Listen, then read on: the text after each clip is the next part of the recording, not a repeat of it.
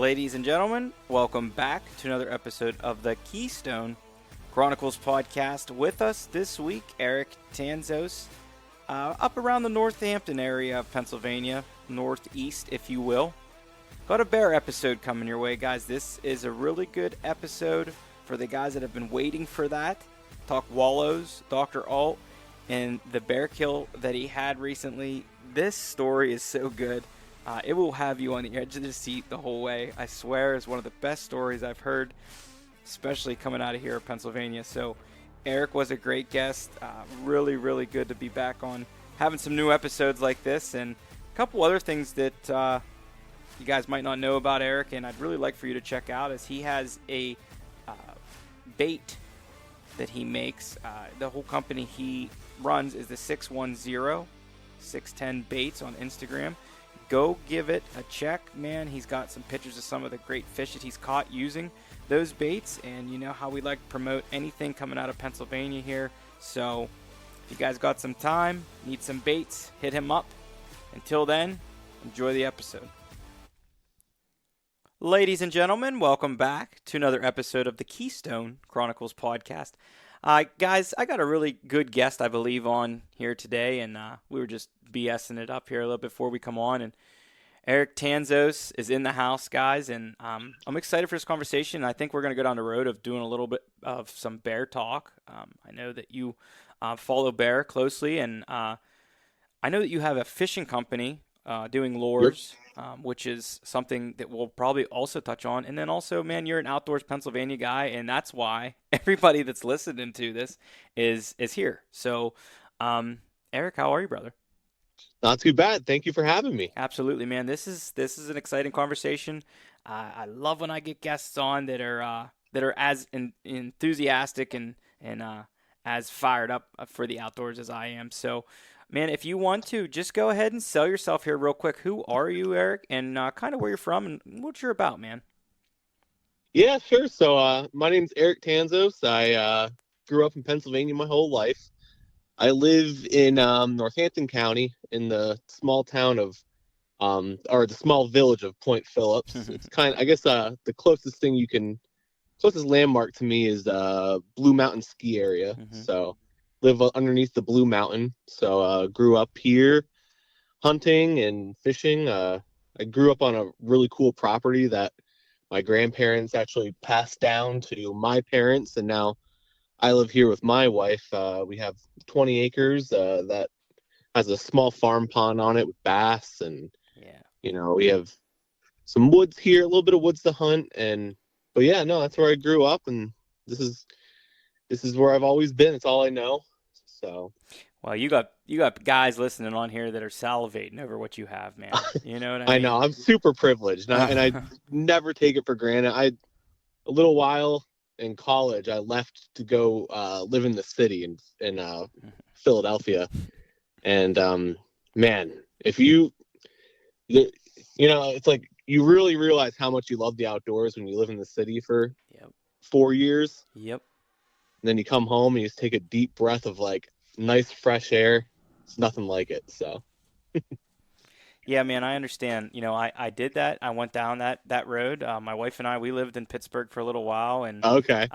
Pittsburgh is not. I don't want to say that it's comparable to where you were, because it's not. There is all sportsmen's clubs, and it's more promoted. Like I was telling you before you get on, you have that Harrisburg line, kind of, if you will, that Susquehanna line, where you have a little bit more far left out towards the way you're talking, which can kind of hamper on hunting and fishing and whatnot.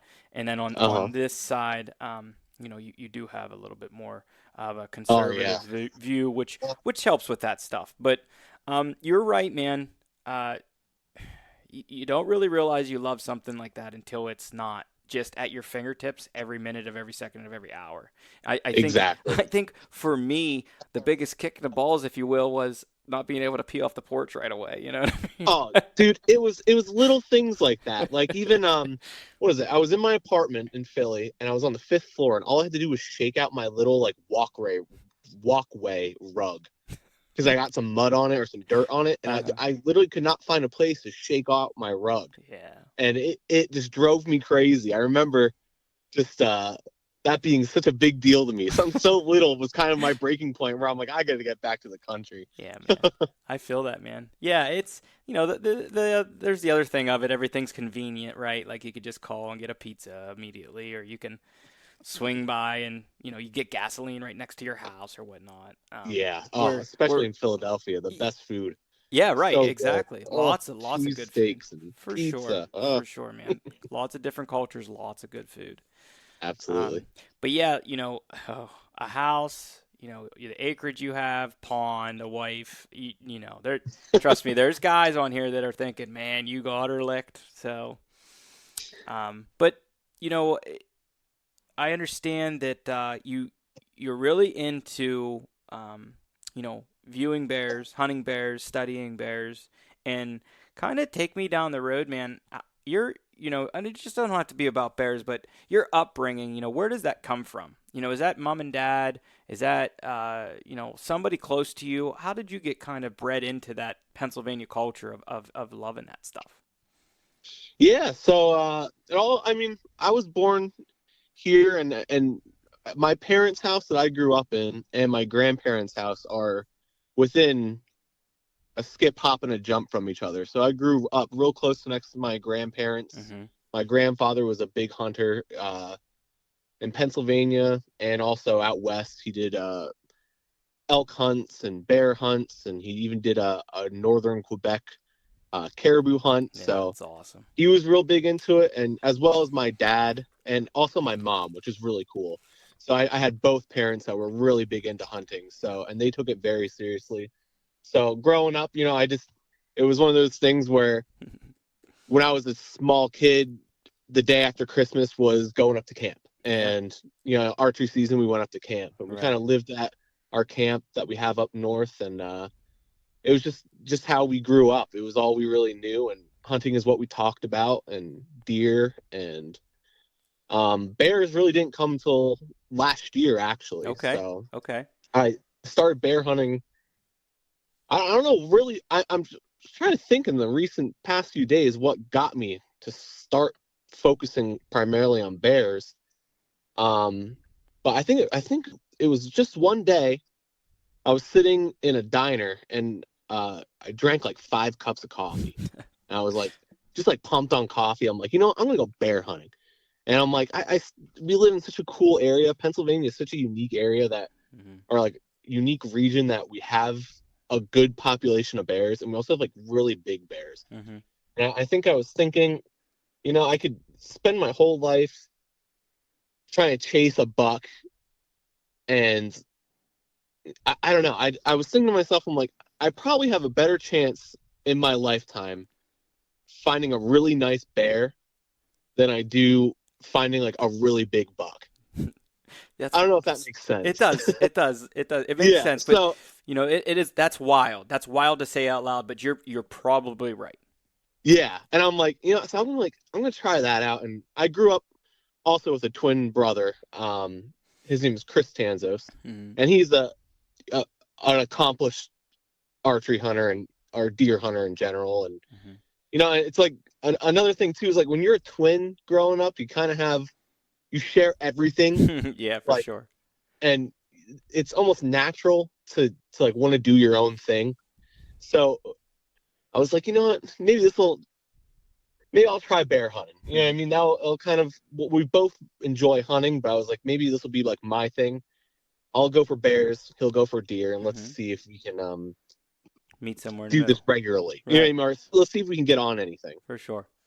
So we got started with that, and then just media. I was listening to different podcasts, specifically I don't know if we can mention podcasts on this podcast. Yeah. Oh yeah, no problem. Okay. Yeah. I was listening to a lot of Bear Grease from the Meat Eater channel with Clay Newcomb. And, yeah, he's good. Clay is a great speaker. Yeah, great. And he did an episode about Daniel Boone and just how Daniel Boone was from Eastern PA. Yep.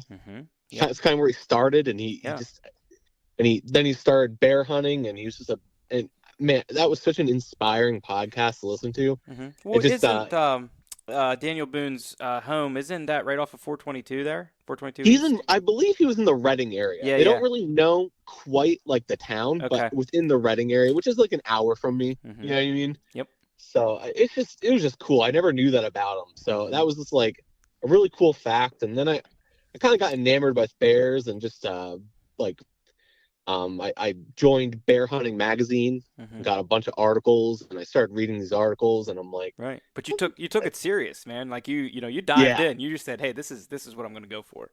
yeah. So I kind of put deer hunting out of my mind, and I'm like, I'm just gonna treat this like how I would usually treat deer hunting, which Mm-hmm. is start in the spring and let's go all summer looking. Let's really try and break this down and figure it out. And you know, because before this year, I've never even seen a bear in the woods. Right. So I was like, I mean, look for you know, I mean, I really was never looking for them. I was looking for deer, and I think through this time I've spent, you know, what I mean, since last spring, I saw I want to say it was 20 bears. Wow. So like, just by looking for them and knowing where they're at and reading and finding food sources and wallows and setting up cameras and just it was very rewarding right away. Now, we have a lot of listeners on here, and some are going to be keen to what you're talking about, and some won't. So, if you would go into a kind of a detail, like what a bear wallow is.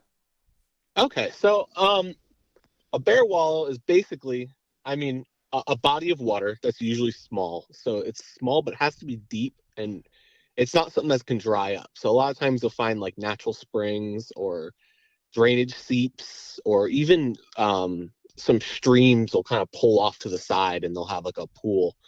And it's basically a place where the bears go to cool down during the summer, Mm-hmm. from my understanding. But also it's a place where they spread their scent. It's almost like a scrape for deer. Okay. Yeah, that's cool. So it's basically serves the same purpose, but it's used primarily during the summer to cool them down, because bears don't have a great regulation when it comes to heat, and it also is a way for them to share their scent and stuff like that. So, but yeah, we usually find them anywhere where you'd find a low spot in the mountains. Like if you were to e-scout, you know what I mean, we'll find just low spots, random low spots, follow little blue lines, Mm-hmm. little drainage seeps. So, Oh, I chase but lots of blue lines, brother. oh yeah, Oh yeah. Oh yeah. I'm always looking for brook trout. So, okay. But I yeah, no, that's where we found them, and a good telltale sign that you're walking on a bear wallow is, one, it'll probably be muddy. You'll Mhm. that, and also bears that, how deer, they'll make a trail through the woods. It'll kind of be like a single straight line Right. going through the woods. With bears, you'll see very noticeable Doesn't stuff stomp at all. marks, like pad marks. I've never It used almost with look that. like they're like hopping down the trail, and it just comes from over time. Bears will literally step in the same spot Hmm. to a wallow, so it's really interesting. So those wallows, like you were saying, how they kind of leave their scent in that area and whatnot. What some of the wallows that you have probably placed cameras on then, because I mean, like you said, if it's like a scrape, basically that's like that hub center, right? The communication line. And Yeah, yeah. So we'll leave cameras on them. Um, I don't think it's a useful. It's not useful for hunting. Like if I'm leaving a camera over a wallow, it's just kind of seeing what's in the area, and it's just kind of just more for fun than it is as like a hunting tool, because by the time fall comes around, and with how late Pennsylvania's bear season is, even our muzzleloader season, which is October 14th, is still pretty late when it comes to like bear hunting standards.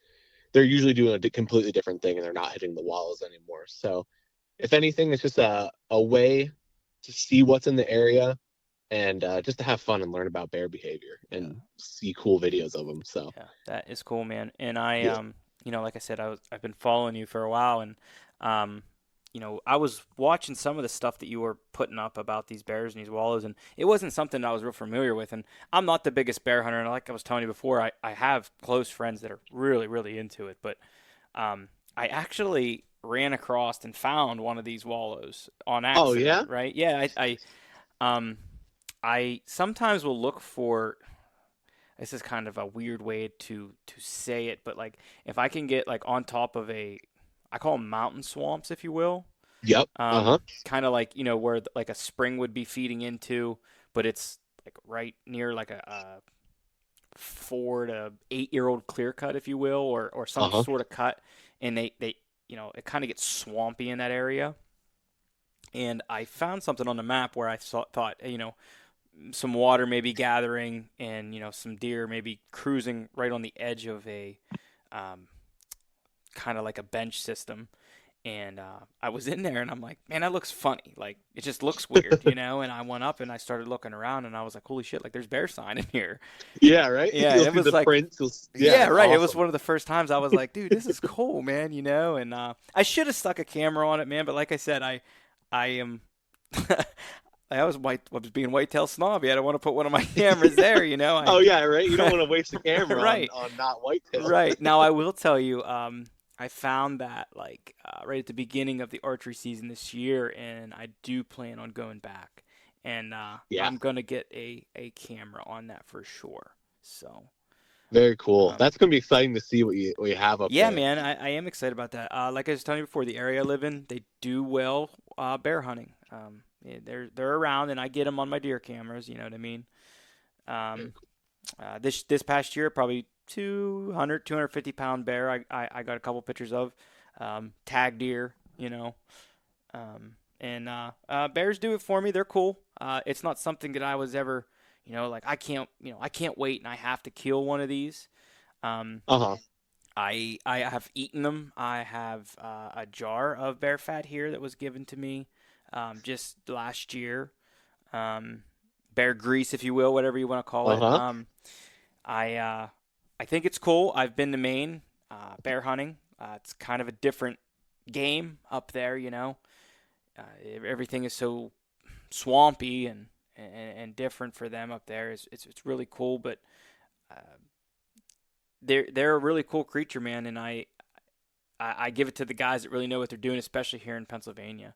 And honest to God, one thing I do want to touch on real quick before we move forward is we have nobody to thank but someone who is basically a martyr in our state, and that would be oh jeez, my mind is I'm losing my mind here. Dr. Gary Alt, which is wild because that guy was like a wanted man whenever he came over to the deer program. Oh yeah, with the whole antler restriction. Oh yeah, deal. Oh yeah. If you ever have a chance, he has a really great documentary, and it's about the life cycle of a Pennsylvania black bear. And I watched it when I first started getting into bears. I think it's like 2 hours long, and it goes from as soon as they get out of dens to going back into dens, just the entire cycle of a bear. And it's filmed probably in the 1980s, early 90s, and the shots they get are unreal. Yeah. Just like the most beautiful shots of bears with like film cameras. It is really, really cool. Yeah, that's awesome. And then like you're saying, as old as that footage is, that's pretty wild that they were able to get footage like that back then. And, yeah, I mean like footage of like bears dragging dead deer into dens and stuff. Like really, really cool stuff. Yeah, man, I have him on my list, if you will, and some point I'll probably that would be very cool. Yeah, I'm sure I'll get to sit down and talk to him. He's a big Pennsylvania fan. So, but moving forward, man. So what was your plan, kind of going into to hunting a bear, right? Do you hunt near the wallows? Do you say, oh, that bear uses this route a lot? There's feed here. Just kind of run me down what goes through your mind when you're like, hey man, I might want to set up here, or are you usually mobile? What is your plan of action? Sure. So, honestly, going into it, I had no idea what I was doing. I have experience shoot or hunting deer, so Mm-hmm. of course my default is to hunt them like deer, and I was like, I knew I wanted to get my first bear in a stand, um, over a spot that they frequented. I knew I didn't necessarily want to do it over a traditional drive like most Pennsylvania bear hunts go down. No, I have nothing against that. I think it's very cool. Mm-hmm. I even partook in some bear drives this year with a very experienced, established camp, and it was an incredible experience. But I knew that I really wanted to get it done solo by myself in a tree stand, either an archery season or that early muzzleloader. And my first step was just reading and doing a lot of research online and videos and I read so much this spring about bear hunting in general and tactics and there's, to be honest, there's not a lot of material on Northeast bear hunting that's unbaited Mm-hmm. and like in stands. That's not drives. So there was a good amount of figuring out, and I'm glad that everything worked out the way it did. But where I did end up getting a bear, but if I didn't, I would have, you know what I mean, just taken it as a year of learning, which I still consider this as just a year of learning. But Right. my first initial plan was to find as many wallows as I can, set cameras up, Mm-hmm. and see which one had bears at it during the archery season. Mm-hmm. And I was hoping we had an early or a really warm first day of bear, and that was my goal, and that was my plan. And I quickly found out that just is not the way to go. I spent a whole day hunting over wallows that were dead and had no sign on them, and that there weren't bears there for weeks. So um, I read a few articles that said and it's kind of common knowledge with bear hunting, and it's if you find the food, you find the bears, and things that I figured out through the process of bear hunting this year was if you can find thick lower cover. So, if you can find laurels, if you can find blueberry thickets, if you can find a young, clear cut, nothing old, nothing like, you don't want to do anything older than like 5 years old, just enough where the underbrush is about as high as your head. Mm-hmm. Um, that, and if you could find that mixed with oaks or that mixed with a food source that they're eating, either, in the fall in Pennsylvania, you either have red apples, Mm-hmm. or a few kinds of apples are last until October. In my case, I was hunting over white oaks specifically. I tried hunting over red oaks, and there was no sign of bears there. And I honestly don't think they eat the red oaks until later, similar to deer. Hmm. So, and the biggest thing is finding fresh scat, Mm-hmm. um, For sure. and staying mobile. So I hunt with a saddle setup and sticks, and that was I think a big factor is just staying mobile and not settling with an okay spot, but settle with, set up when you have a spot where there's fresh bear, scat, thick underbrush, and a food source with that, whether it's oaks or berries or apples. So Okay.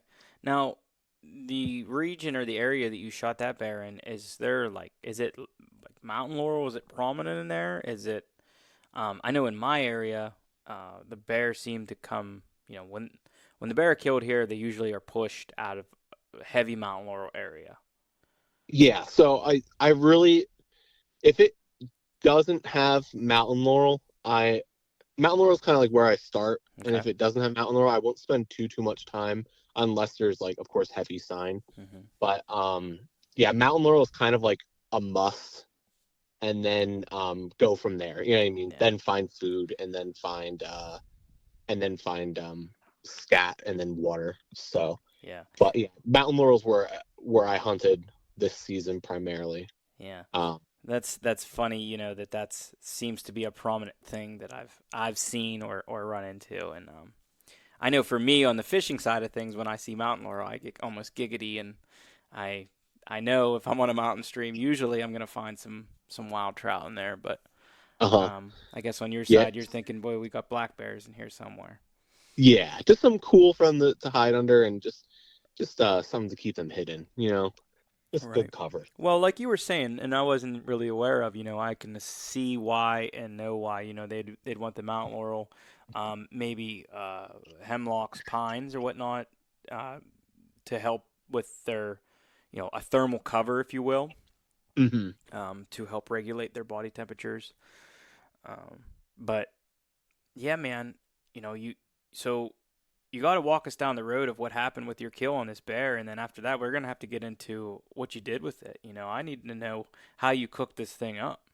Oh, absolutely. I'd love to share that. So, um, but yeah, so I guess I started off in the spring scouting, finding just hiking different areas where I knew in the past there were bears, and in 5 different counties in Pennsylvania and 2 regions. So Hmm. I hunted the east and I hunted the central, um, and found a lot of good sign. But I really focused in 2 main areas that there was more sign than and more pictures that I got than anywhere else. So start on those two, and because my goal was to hunt very heavily populated areas that had a heavy population of bears. Um, it was kind of like if I got more than 5 pictures of bears on camera, that's where I was going. I wasn't going to go to a place that maybe had 1 or 2, or I see a small male walk by during the summer. Hmm. It had to have a good amount of bears. So that's kind of where I started. Next, like I was saying too, this is my first year bear hunting, so I really didn't have too much idea of what I was going to do, and my first thought was let's hunt over some wallows because that's where I was getting pictures of bears, Hmm. and now if I were to look back on it, I'd say don't even bother hunting wallows, hunt where there's food, and because summer scouting is kind of pointless because bears during the summer are mating and they're migrating, and like for instance a male bear's habit, like its home range could be 100 square miles. So I mean that bear in the summer is not in the same place that it is as it is during the fall. Right. But yeah, my first day first day of the season I was hunting laurel thicket, and this is Saturday, October 14th. I was hunting a laurel thicket that had a bunch of red oak acorns, and I was using my saddle and I was using an inline muzzleloader. I thought I'd use that this year instead of my trad bow, which I usually go. I usually have if I'm archery hunting, I'm using a recurve for the most part. Yeah. So I decided to take the muzzleloader, and I saw a few deer, but it was almost suspicious how many red oak acorns were on the ground that weren't being touched by any animals. And I'm like, I just have a feeling that nothing's eating these, including the bear. I didn't find any bear tracks or any bear scat. So I was like, I gotta rethink this. So I ended up taking a trek all the way to the other side of the state for the most part, or a 4-hour drive to another part of the state, where I've had some success seeing, or I had some camera success during the summer. So over wallows. So the next day, which was on Monday the 16th, I hunted over a wallow all day. I sat from 5 in the morning till dark, which I Hmm. think at that point is like 7:30, and Right. didn't see anything. The wind was swirling, and I was kind of like down on myself. I'm like, what am I doing? I don't know what the Hmm. heck I'm doing here. Maybe I should go back to deer hunting, and I was all down on myself. And so the next day, I woke up. I'm like, I'm gonna try hunting uh, a wallow one more time. So I had one more wallow that I was thinking. In total, I found 6 wallows over the summer. So it was kind of picking and choosing which one I think would be the best. And Hmm. So I sat over one more wallow and nothing. So I got down at like 9 o'clock in the morning, and I remembered I was trying to just rethink of what I should do and kind of start from square one. And I remember probably 5 years ago, my brother and I were hiking a trail, and we found a bunch of bear scat in the laurels that was clearly this bear was eating acorns. Mm-hmm. And I read something online that said if bears find a solid food source, they're going to continue going to that year after year, and they'll eat it until it's gone. So, and they have a very good memory where that if they find a tree that's dropping acorns, they'll go to that exact tree every single year. So if you find scat, it means that they're there. And it was around the same time of the year that, that I was hunting, and I'm like, I'm just going to try out there. I'm going to go see if I can find any fresh scat. And I park my car off the side of the game land road, and I walk in, and I didn't walk more than 30 yards, and I found a bunch of fresh bear scat. Mm. And I was like, all right, we are in the game. Let's find a tree. Let's figure it out. So go back to the car. I get my backpack and my saddle on and get my gun ready. And I walk not even 50 yards from the road, game land road. And here I am hiking all summer, miles and miles. Right. And I have spots that are 4 miles back, and here all the deer sign or here all the bear sign is 50 yards off the road. But I'm like, I just need to humble myself, and you know what I mean? Yeah. I'm not going to leave bears to find bears. Like, there's sign here, I got to hunt it, even though it's not an optimal area. So I hike in, I find a tree that is within 30 yards of a nice beaten down trail through the laurels. And it wasn't a bear specific trail, but it was so thick in this area that I knew if there's an animal in there, it's walking this trail, because there's really no other way to get through. Right. So in the process so I find a tree, I'm setting up, and I get 2 sticks up, and I have 1 stick on. Do you hunt with a saddle? Are you familiar? Yeah. Yep. Okay. So I put a stick on my bridge, like my linesman belt, basically. Okay. And I'm messing with getting something untangled, and I hear some crunching to the right of me, and I look over, and there's a bear walking down the trail. Oh my. And I stop, and I'm sitting there, and I can't believe my eyes, and this bear just trots along right past me. And as soon as it got out of sight into the laurels, I have my gun on a string, connected to my bino harness. Right. And so I'm pulling up my gun as fast as I can. And I have my stick on my on my linesman belt. I am totally tangled in string, and but you're attached to the tree. You have your lineman loop on right now, and you're just you're leaning back, right? Yep, I'm safe with it. I'm on a step, and I have my linesman belt around the tree. I'm just trying to paint the picture for everybody. You have 2 hands available, right? Yes. I very much have 2 hands available. One has a stick in it, so I'm kind of hanging it from my linesman belt. Right. But so I get my gun up, and I didn't have time to unhook the string, like my pull-up rope. So my pull-up rope is still connected to my gun. And I have my binocular or my scope covers on. I pop my scope covers off, and I remembered inside my bino harness, I always keep a dying rabbit call. And I pulled it out, and I could see this bear in the distance about 60 yards, and I got this dying rabbit call out. I gave it a few squeaks, just like meet, meet, meet. And it sounded like 10 deer running through the laurels. This bear turned around and ran right at me. Oh my God. And it ran right at me, and it ran up a tree and was looking down where I was for the rabbit that was in the laurels. And I couldn't believe my eyes at what was happening. So I stopped, and I'm like, oh my gosh, I don't know what's going on. So my thought was, if I give it a few more squeaks, maybe it'll run it up the tree. You know what I mean? And then basically, like, I would have treed a bear. So I gave it one more squeak, and it came down and ran 10 yards directly at me, and ended up going broadside. And at 10 yards, I took a shot and dropped it right there, and it rolled. And that was how it went. And so, Man, what a and story! What a story! it was something else. And I want to say I was cool, calm, and collected, and I acted like I've been there before, but I took that shot and I saw it go down, and I just yelled.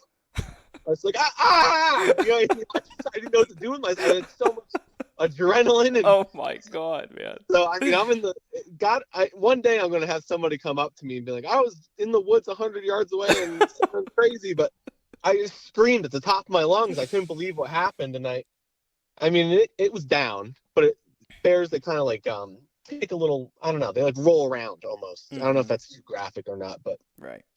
So I was like, I gotta get another shot on this bear. So I get my ramrod again. I'm all tangled and stuff. My stick is still hanging, and I get my ramrod out. I put another load in. I end up getting my ramrod and throwing it behind my back, which I found later, but I didn't even realize I was doing it. I was just so excited.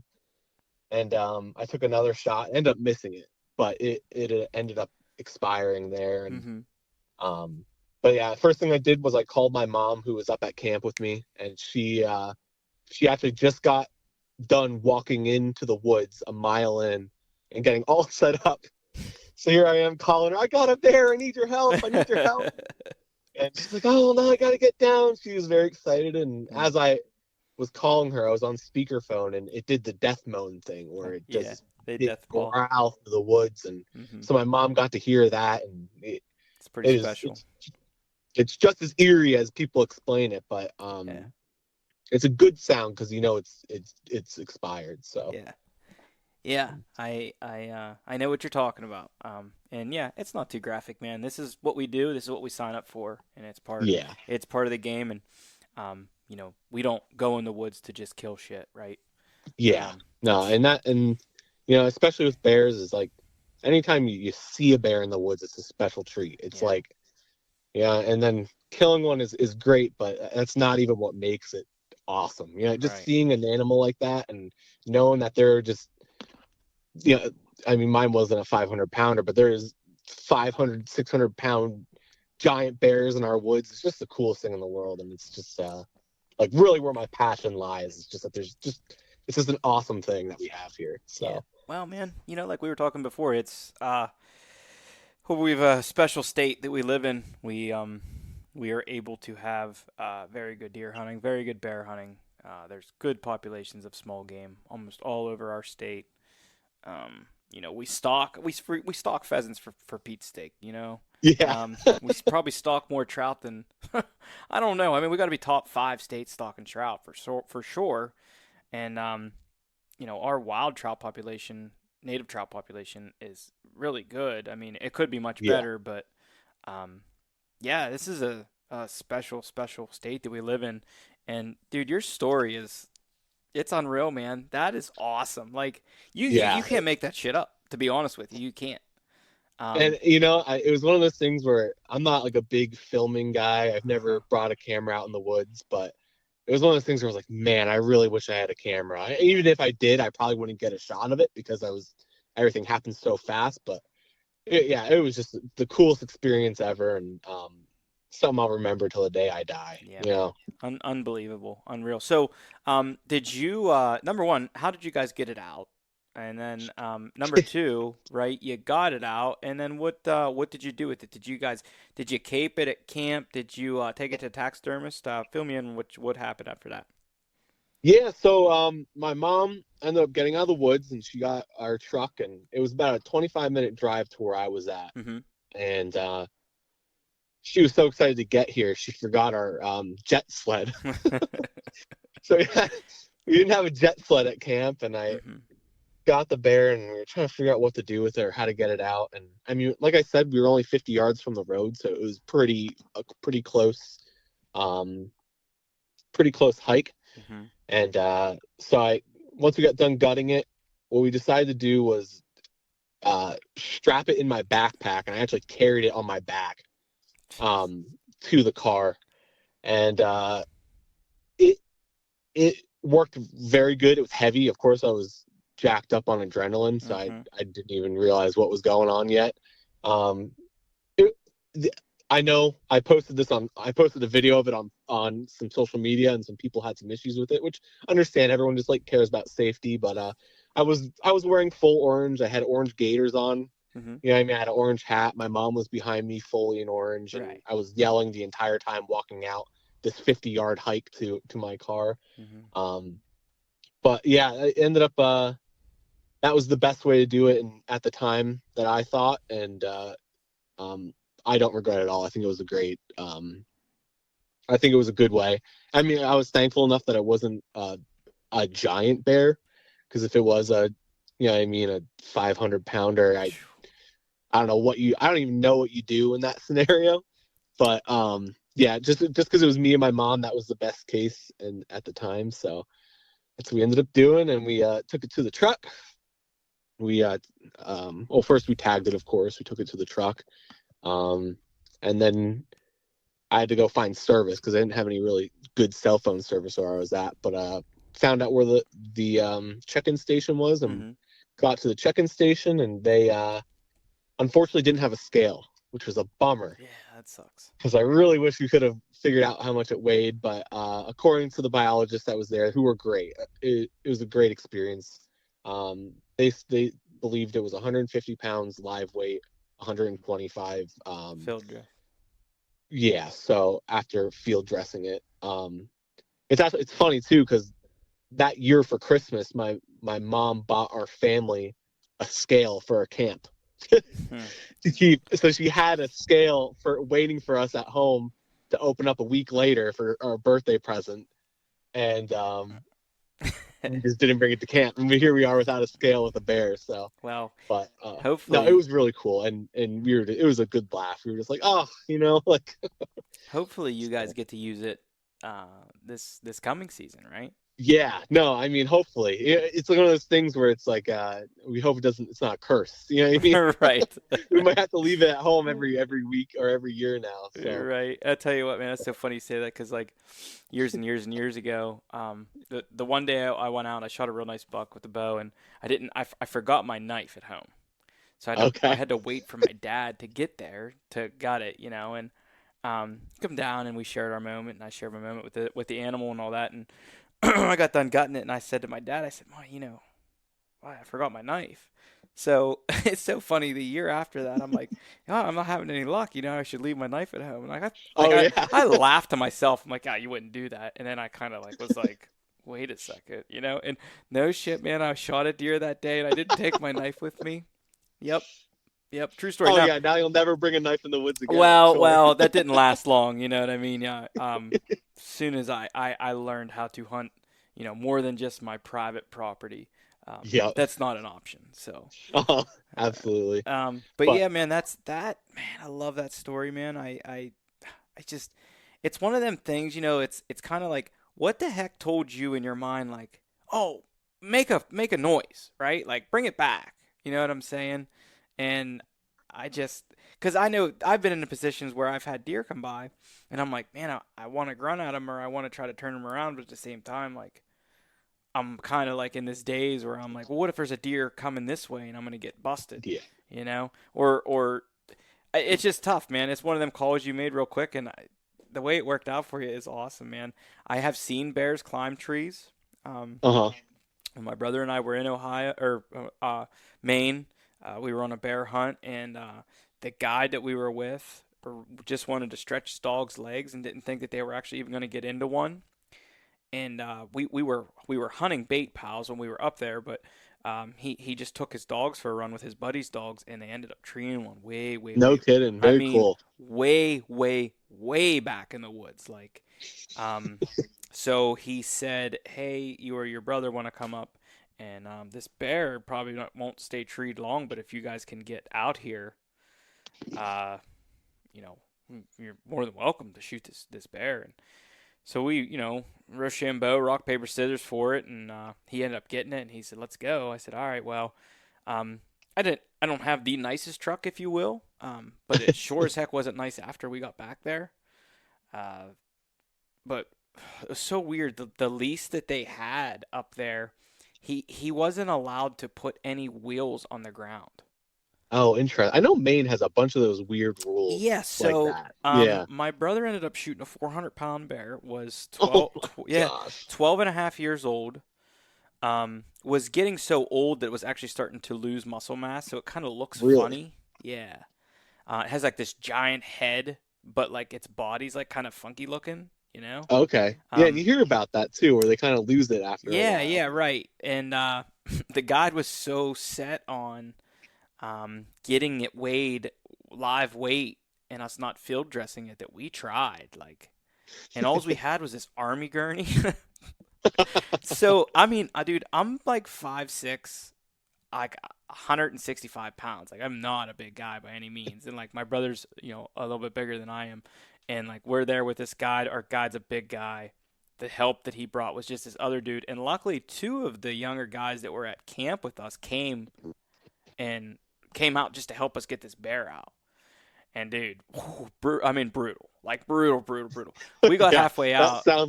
sounds rough. Right, like it doesn't even sound like it was fun, and it wasn't. But it was just like one of them things. Like we were just so excited, and boy, I was so sore the next day. Honest to God, I remember how sore I was. But um, you know, it was so cool, and like I said, I want to segue into eating these things.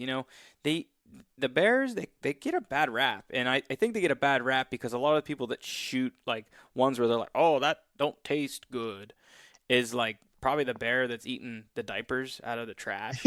You know what I mean? Yeah, Right. absolutely. And they don't really talk about or say, hey, this bear is from the woods and it's eating berries, it's eating acorns, right? And Yep. stuff like that, grub worms or whatever they can find.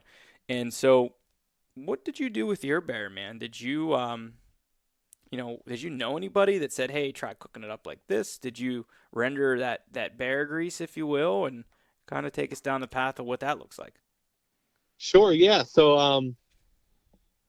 uh me and my mom actually the night of since I ended up shooting that bear halfway through our my little bearcation that I took, we were able to really just take our time and skin it out and uh that night actually we were able to put some on a stick and roast it over the fire Boy, that's and cool, man. That's and cool. it was so cool. Me and my mom, it was like probably 11 o'clock, midnight around that time, roasting the bear over the fire. And Yeah. my first bite of I was shocked of almost like how mild it is and how little flavor there was. Mm-hmm. Like deer, there's kind of like a flavor. You can taste like a gaminess. This Mm-hmm. bear, it didn't even taste like beef. It was a very mild tasting meat. And it was really good. But then we ended up taking it home and Uh, I have a bunch of buddies that helped me out, or my good buddy, my wife, and my mom and dad helped me butcher it and end up taking off all the fat. It didn't have too much fat because it was early in the fall. It didn't have its big winter layers of blubber like you see some of those guys. They'll butcher them and they have 3-4 inches of blubber. This had maybe an inch or two, an inch or a half. Mm-hmm. So we ended up rendering it down. I got a few jars of bear fat and been using that for cooking now since I got it. And so I went through a few jars of it, but it's been great. The bear grease is such a good, unique flavor. Um, I guess the way I could describe it to people who've never tried it before, it's almost like it's similar to pork fat, but it definitely has its own distinct flavor. And if you're cooking with it, like if you cook venison fried in bear fat, you'll know that it's fried in the bear fat. But yeah, no, I'll use it for breakfast. Actually, a pretty cool recipe that I've been making is blueberry pancakes fried in the bear fat, and the blueberries that we're using were picked not too far from where the bear was shot. So Yeah. there's a very good chance the bear was eating from the blueberry bushes that we got the berries from. So Yeah. just one of those little special things that you take every bite and you're just like, you tell you're eating something special. So Yeah, man, that's awesome. That's the kind of connection that I like to hear. And yeah. like I was saying, just want to touch on again real quick. I invited somebody to be on the show a while back that is just really into camping and hiking in the state park system that we have here in Pennsylvania. And she was kind of like, oh, I don't really believe in killing animals and whatnot. And I said, well, like, I don't really believe in killing animals either. And I know that might sound Yeah. weird to you, but the connection that we have with these animals that we kill, and the way that they supply us, and we eat them and cherish them, and it's really hard to explain to people how that works. But Yeah. that is really, that's awesome, man, to be able to connect yourself like that. One of the other things that my brother and I do that helps us connect with the land on top of killing all the animals and harvesting everything that we do is we started making maple syrup a couple years ago. And Okay. so easy. It's really not that hard. It's just a little bit time consuming, but the reward is just cool. I mean, it's like, dude, these trees are my backyard, and I could make my own sugar, right? Yeah. But in this state of Pennsylvania, you've lived here all your life, and I ask all the guests this, and this is definitely like one of the favorites that guys like to hear, and the listeners like to hear. What are some things that you think that we do really well here in Pennsylvania? And then on top of that, on the flip side of it, what are some things that you think that we could look at? And that could be, via laws. That could be via things that you've seen you wish people would be better about. Anything outdoors related. Okay. Let's see. Some things I think we're good at. From hunting other states, I've hunted New York. We do the September bear season in New York that we've hunted before. I've also been out to Idaho with my brother, and a few of our buddies. And one thing that I think is so special about Pennsylvania, and this is also fishing, is just the access and the what's the word? I guess it's all very doable. Like, a kid that comes home from school can go in his neighbor's field with permission and have a chance at shooting a monster buck. Like, just as much as the guy who spends his entire time hiking into the backcountry to go find mountain bucks. And like, I think that's something that's so cool about Pennsylvania is everybody has an opportunity with just a little bit of work that to be able to have an opportunity to hunt and hunt successfully, and even have an opportunity to shoot a nice deer or a nice bear, compared to states like out west, in Idaho, where you're driving 4 hours. You're lucky if you get a tag in the area that you live in. And you're it's just not as accessible as Pennsylvania. I think that's something that's so special about our state. Yeah. So I like that. I think that's definitely a plus. What can we do better? I like that. Access and opportunity. Yeah, I believe that is something. Man, I know where I live, honest to God, I don't think I could drive. I probably can't drive 8 miles any way from my house without hitting a game lands. So if I go north, if I go south, if I go west, I go east, doesn't matter. I'm probably 8 to 10 miles. I'm going to hit a different tract of game lands, which is wild. Yeah. And also too, our game lands are very nice. Yes. You know what I mean? Like, yes. Compared to, not to bag on New York, but it's just like another state that I've hunted a good amount. And each game lands in New York almost has its own rules, especially in the southern zone. That's like in the Catskill Mountains area.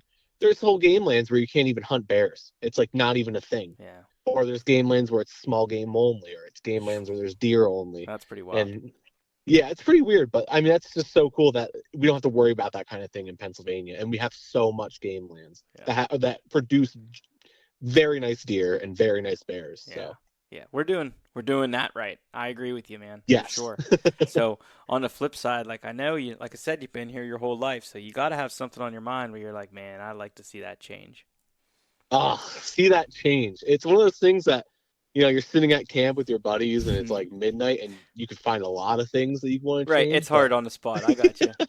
I think there's more in fishing than there Yeah. is necessarily in hunting. Okay. What do you got? Like I'd like to see the state not stock streams that have native trout in them. Very good.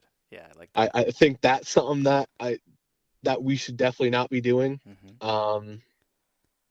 As for hunting, um, I don't know. I kind of like where the direction Yeah. things are going in hunting. I know I was my good buddy Dan Collins, who was on this show, brought up cell cams, and I'm kind of with that too. I Yeah. would not mind If you didn't cell have. cams were banned at least during hunting season. Yeah.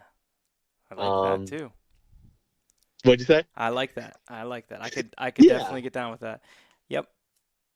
but yeah, other than that, though, I mean, I like to say my glass is half full Hmm. when it comes to Pennsylvania hunting and fishing. So I don't have too much. I'm not too critical on the state. You know what I mean? I think we're definitely top 5 best states when it comes to hunting and fishing. I So I I don't think anybody could disagree with that. I yeah, I mean, yeah, okay, we might not have the giant bucks all over that say Ohio has, right? But, yeah. I spend a lot of time in Ohio because I have family out there, and I can tell you they do not have the fishing we have. They're not even in the same realm that we have. Yeah, and you Now, hear about that too yeah, all the right. time. Guys Absolutely. that go out west and they're all excited to go fishing these beautiful mountain lakes, and then when they come back to PA, that's like all they could think about the entire time was how much they missed PA and just the amount of streams we have and everything. So Now, I want you to think about something real quick. yes. Think about if all those streams were not polluted. And Oh, I mean, I'm not dogging coal in any way, and I'm not yeah. dogging any natural resources because I grew up, the reason I exist is because of coal, because of Uh-huh. you know what I mean, family members and pap and all that, and my family's ingrained in coal, and I live in coal country. But just if they would have done a better job about cleaning stuff up and taking care of some other things instead of just wiping the coal out and then moving along and then leaving something that's not very good for the environment around. But Yeah. I mean, I have, No, absolutely. oh my goodness, I have streams, 3 or 4 streams that are very close to my house that the way that they bend, if they weren't polluted, these sulfur streams, they would be unreal. Like the holes in the every time I see them and I'm I'm hunting and I'm moving through them areas, I'm like, man, I can't help but wonder like that would be just insane. Yeah, I can imagine. I mean, a good example is I mean, there is hope. You know what I mean? Like Yeah, for sure. a, a, a good example is the Lehigh River, which is very close to That's us. a And good example. Yeah. I was talking to some old timers that were saying back when they were kids, the water ran black from the coal mines up in the Poconos and Yeah. Scranton in that area. And now it's like one of the best trout streams in the state. It's like a Yeah. Class A trout stream. So, Yep. but yeah, it's like it sucks that it even happened in the first place. But I mean, that's how our country was. Yeah, Oh, that's for how our sure, man. country We wouldn't have what we started. You have know what I mean? It was without. necessary. Yeah, for sure. So like I said, I don't dog it at all. I have lots of friends and lots of family that work. And even me, like I work on the railroad, and without coal, Okay. I probably wouldn't have a job to be honest. But Okay. Yeah, my dad works in the coal or the clean coal industry. okay. He's a structural designer and he designs a bunch of clean coal. Um, I don't even know exactly what it would be called, like a skid type deal. So You know. But to reel it back in a little bit, it's a great place to live, man. But one thing I want you to touch on is you make lures, and I yeah, want you to kind of sell what you're doing, man. Talk about your lures and talk them up, and then also talk about how we can get a hold of you if we're interested in getting a hold of it. yeah, sure. So I started making lures back in college. I grew up bass fishing. I grew up predator fishing. Uh, I fell in love with art as a child, and I went to school. I went to an art school in Philadelphia, and I graduated with a degree in industrial design. And my senior thesis, I decided to make some fishing lures, and specifically a style of fishing lure called a swim bait, which is usually a larger fishing lure over the size of 6 inches that is specifically for bass, that replicates a prey item. In my case, I make these giant articulated rat lures that look like big rats swimming across the water. Okay. And they catch bass, and they catch muskie, and it's just a bunch of fun. And yeah, if you ever want to get a hold of me and interested in the lure, I'm going to probably drop a few soon this spring. You can get a hold of me at 610 baits or 610 baits on Instagram, and that's kind of my main Instagram as well. It's where I post my bear pictures, and where I keep everyone updated with that. It's mainly just a bunch of pals.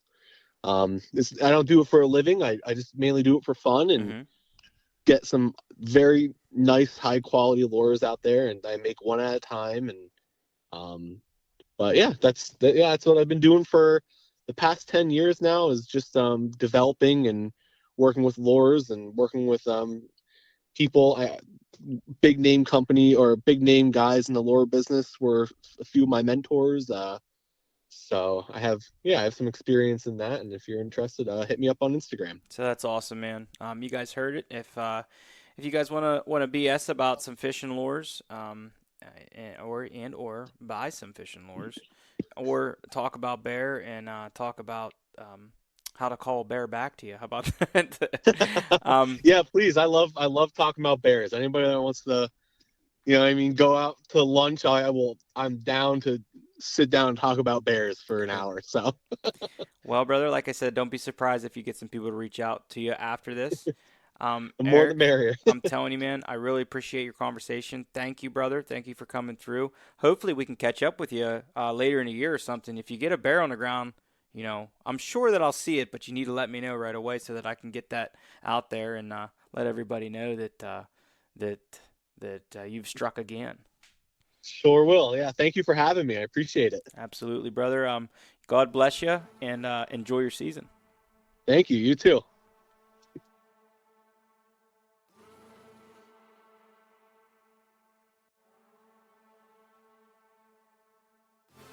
Ladies and gentlemen, you have finished another episode of the Keystone Chronicles podcast.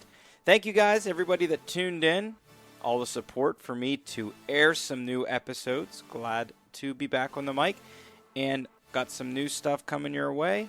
Once again, thanks for listening. Don't forget to add, rate, and subscribe on all platforms.